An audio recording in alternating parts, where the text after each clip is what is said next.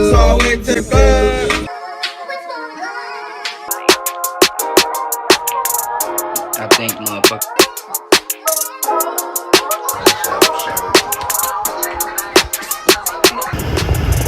You smacking on that foot. Pretty good.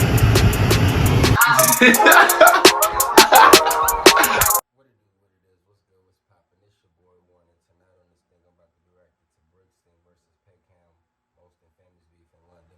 Let's get right into this thing, so big. Talking about, y'all hit that button down there. Tonight is just me, they sleep, so let's see what they talking about. Anyway, let's get into the video. What's up guys, it's your boy Kid Nerd here back with another video. And we're going old school today and talking about one of the most infamous beefs in London and one of the first publicised feuds in London as well. I'm talking about the Brixton versus Peckham beef in the late 2000s to early 2010s. I don't want to drag on this intro for too long, and check out my Insta and Patreon in the description. And be sure to subscribe and turn on post notifications if you haven't already. Obviously we have our Amazon gift card winner of the video as well. If you don't know yet, every video I give away a £50 Amazon gift card to a random follower on my Instagram. My Insta is on the screen now, and all you have to do is follow that for a chance to win an Amazon gift card. And today's winner, we have pt.cfn. So if that's you, give me a message and receive your £50 Amazon gift card. Let's get into the video.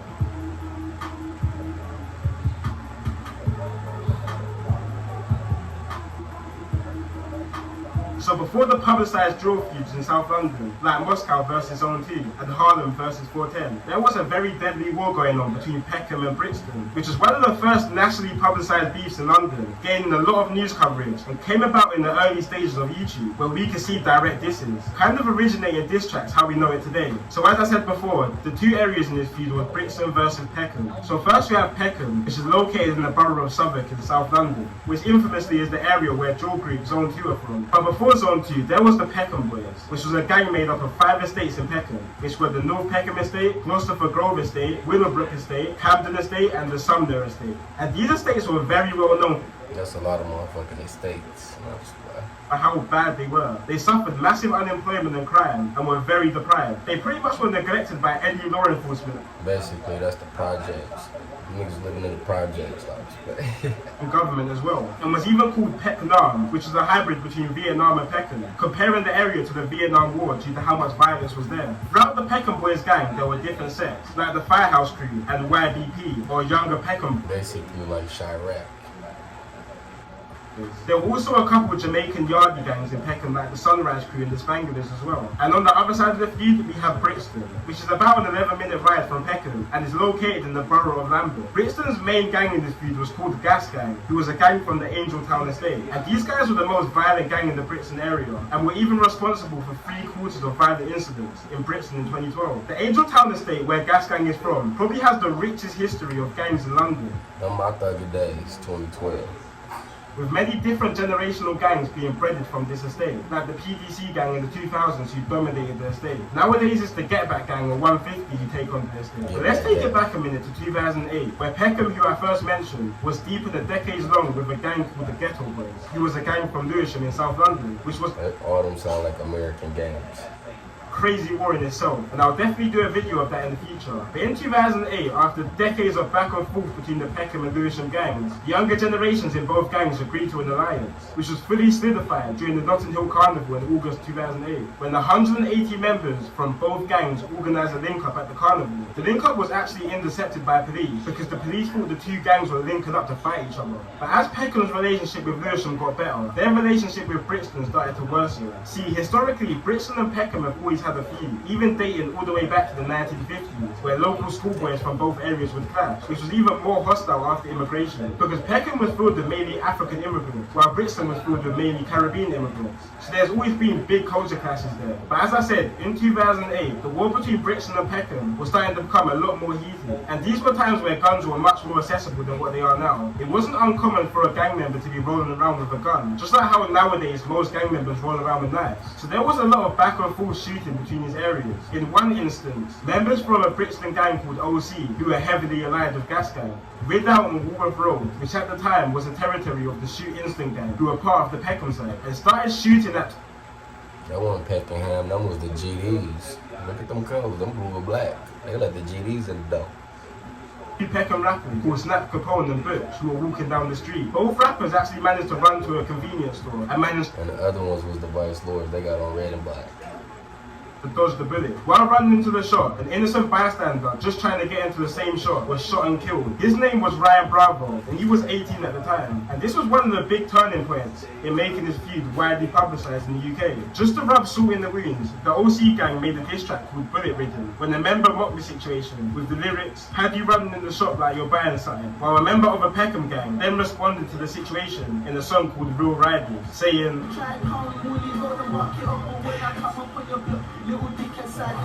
obviously referencing when Brixton members shot up Woolwich Road, which is some of the early examples of UK diss songs, referencing real moments that have happened on the streets, bringing more publicity to the feud. And the people who are up to date with London's street situation at the moment will probably be quite confused, because Woolwich Road actually beats Peckham now, but that's a whole nother story to get into another time. So yeah, after this Woolwich Road shooting, many diss tracks were going back and forth between the gangs, as well as shots. In the same year of 2008 in October, Brixton older members got the drop on a Peckham member's house called Terms and waited in the parked car outside his house. When Terms appeared outside his house, they shot him on his doorstep, leaving him to die. Terms was a member of the SN1 gang in Peckham, which stands for Spare No One. And this is the same gang that the famous rapper Giggs was part of, and Giggs pays respect to Terms sometimes in his songs. It didn't take more than a month for Peckham to respond to this though. In November, Peckham members got the drop that some members from the Brixton gang OC were clubbing at a nightclub called SE1 in Bermondsey, South London, and pulled up to the club, shooting Errol Davis close range in front of 2,500 clubbers, which is even crazier because the murderer was never caught, despite there being thousands of witnesses at the scene. But these times, stuff like this wasn't uncommon, because there was low-level security and no cameras in some of the clubs in 2008, which is something you will never see in clubs in London nowadays. Quite recently, actually, in 2016, the police found the same handgun which murdered Errol Davis at the nightclub in the possession of a man called Andre Chambers, who lived in Woolwich, which is quite sus. It was also later found out that the same weapon which was involved in Errol Davis' murder was also involved in 2 other attempted murders and 1 murder. But Andre Chambers was never found guilty for the murders with little to no evidence, apart from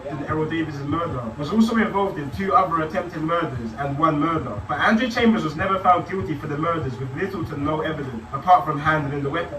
How the hell did he did not get caught? I don't know. That's crazy. But that's not enough to go down for a murder. I mean, But I this get caught, direct but how did he not go down for the murders when he had 2 attempts on that gun and 2 bodies, basically? in Brixton and Peckham was occurring. There were also a lot of separate gangs and areas who joined alliances with both areas. This was basically turned into some World War III stuff, the South London version. One set based in Old Kent Road called OBY in South London were affiliated with Peckham, but a dispute between the members started a feud between OBY and Peckham, resulted in OBY members joining Brixton in the fight against Peckham, which was fully signified in the track between the two gangs called Brooklyn to Baghdad. But OBY went off to a bad start in his feud after losing one of their younger members called Baby Ryder. His real name was Sunday Essia, and he was a 15-year-old orphan from Nigeria after his mum and dad both died when he was younger, and he started to get involved in the South London feud. Before he was stabbed, he pulled out an imitation firearm with 4 rifles. Damn, that sounds like a sad-ass story on some real shit.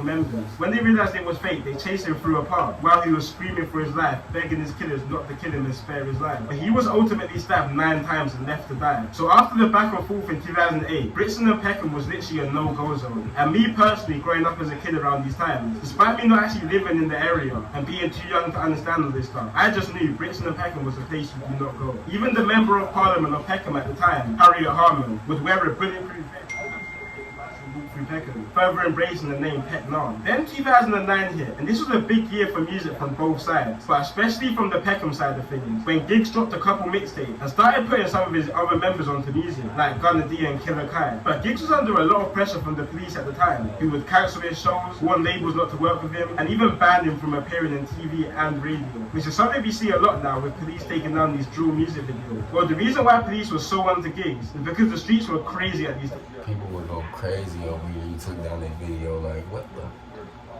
And Giggs' Peckham gang, SN1, were making headlines early on in 2009 when they executed the ex-member in broad daylight on a busy street because he fell out with the gang earlier on. This was a ticking point for police because it was seeming to the public at this time that the gangsters took control and could do whatever they want, which was essentially true. So police started gathering CCTV footage of previous ride-ups from both Peckham and Brixton gangs in an attempt to take down some members. Police sent over this footage to Peckham members' lawyers as proof of their involvement in the feud, which a member then grabbed the footage of his lawyer and uploaded it. Damn, these niggas had lawyers, the gang, that's crazy.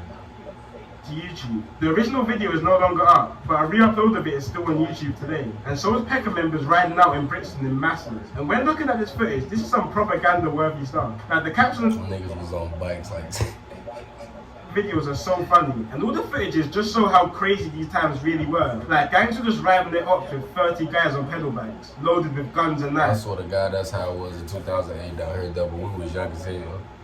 There's no way you could get away with that stuff nowadays in London. Three boys can't even walk to the shop in London without getting stopped by police, let alone that many people on bikes. Brixton gangs responded to this YouTube video in the music video called Your Liars, and the whole year of 2009 was literally just filled with violence and diss tracks, with some real classics like Wreckagee from Peckham younger members. Around the same time of this release, a 13-year-old boy was stabbed 5 times in South London due to the feud between these areas, which hit national attention because 13 is hella young, and I think this rang into a lot of people's mind that this issue was very bad because kids as young and even younger than 30 were now known to be involved in this. And on top of all this Brixton and Peckham beef, Peckham were having their own issues inside the area, and the civil war started to ignite in the Peckham area, which was fully all out after a member of the MLB gang, or Mandem on Brandon, was shot dead by Peckham Oldens. MLB is a gang from the Brandon estate in South London, which is the same estate Drill Group Moscow 17 is based in. Peckham rapper Snap Capone was linked to the murder, but managed to beat the case. But a member was sent to prison for hiding the gun used in the murder. This created a lot of politics between Peckham and the Peckham affiliated gangs, and eventually after many disputes, members of an estate called Lexham Estate split away from the Peckham sects and started beefing Peckham, which just started turning Peckham very messy. At the same time, different Peckham sects started turning on each other, and because Peckham is such a big area and had so many different estates, the gangs just started keeping inside their estate. One of these being the Pelican estate, which started beefing other Peckham gangs after the disagreement, which in December of 2010 resulted in 2 members being stabbed and 1 being shot to death. The member who died was called Vesta, and police were investigating the situation heavily at the time. So while this investigation was taking place, a younger member of a rival Peckham gang started to go onto the Pelican estate and post leaflets through the doors which said, and I quote, "Stop snitching or we'll come for you," which must have been hella threatening for the normal residents who just live on the estate and had nothing to do with the gang situation. 2 members, Tiny Nutty and Jungle, were convicted and sent to a minimum of 30 years for the murder, just before Tiny Nutty got booked for the murder of Vesta. His older, who was called Nutty, was on remand in prison for a firearm charge. Around these times especially, it would be common for older members to have youngers, which would then take on their name essentially, just like how Tiny Nutty took on Nutty's name. A 17-year-old from Peckham. I was saying that because it'd be like some 6 God and then there's like some other, there's like a couple people down there got the same name.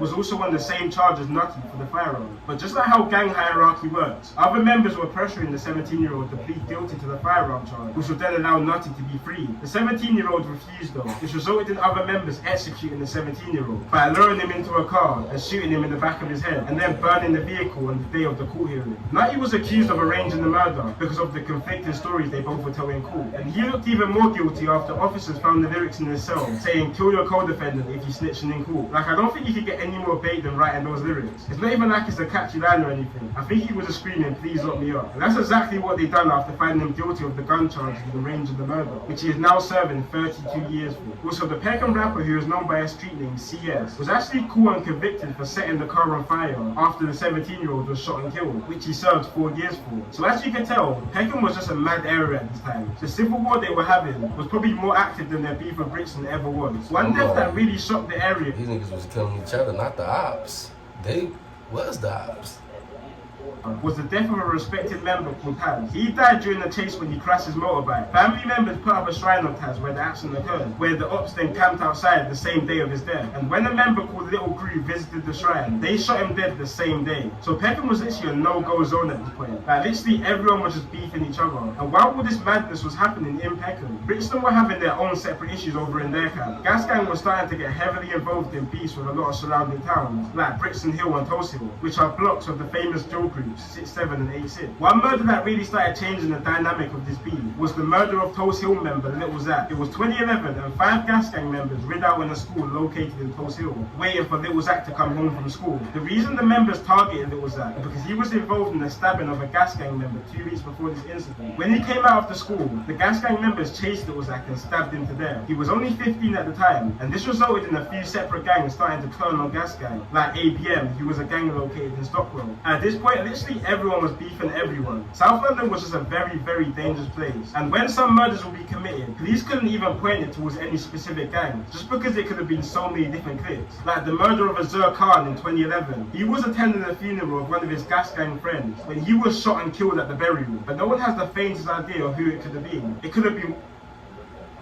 I know the ops that pop up to the burial. What the? one of the many gangs in Peckham. It could have been members from Tulse Hill, Brixton Hill, ABM, or just anyone from the borough of Southwark. There's just too many possibilities. These murders amped up the feuds between gas gangs and other areas aside Peckham, and it was getting to the point where both Brixton and Peckham had more issues on their hands rather than each other. In 2012, 3 gas gang members rid out on Stockwell looking for members of a rival gang called ABM. When they found the op inside the shop, they let off fire inside the shop, which missed the rival, but ended up hitting a 5-year-old, which left her paralyzed. This hit nationwide news, and this was really the beginning of the end for gas gang, because they started getting more monitored than probably any other gang at the time, which 2 years later resulted in a massive raid taking down some of the key members of the gang. Nowadays, Peckham and Brixton gangs are actually linked up, with both of them having the same ops, but compared to how it was back in 2011 to 2012, both areas have calmed down a lot, with mass surveillance and of course gentrification. If you go to some of the old blocks of Peckham, where murders, robbings and shootings would be a daily occurrence, it's crazy how now them same blocks are filled with white hippies with rich parents. But to be honest, that's like most of London now. Anyway guys, that's it for today's video. I might do a part 2 on this because I know there's some things that I left out. But either way, it's been your boy Kid Nerd, and peace out. Hey, y'all go ahead and like, comment, and subscribe. Please tell me what y'all think. Peace.